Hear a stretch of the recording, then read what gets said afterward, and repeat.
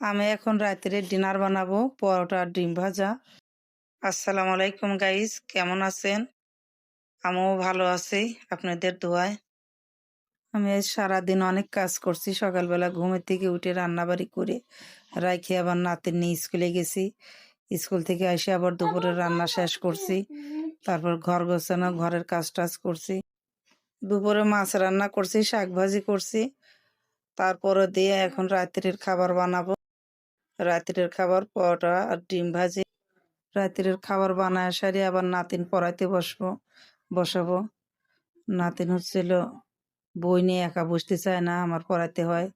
এখন তাওয়াতে দিলাম পরোটা, ফুলকো ফুলকো পরোটা বানাইলাম। আমার নাতনির দেখাশোনা আমারই করতে হয়, ওর মা নেই। আপনাদের সাথে অন্য একটা ভিডিওতে শেয়ার করব ওর আম্মু কোথায় গেছে। আমার ফুলকো ফুলকো পরোটা হয়ে যাচ্ছে ভাজা। তারপরে এই যে এখানে ভাজা হয়ে গেছে, রেডি করছি মুরগির গোশত, ডিম ভাজা। এটাই আমাদের রাতের খাবার। সবাই ভালো থাকবেন, আল্লাহ হাফেজ।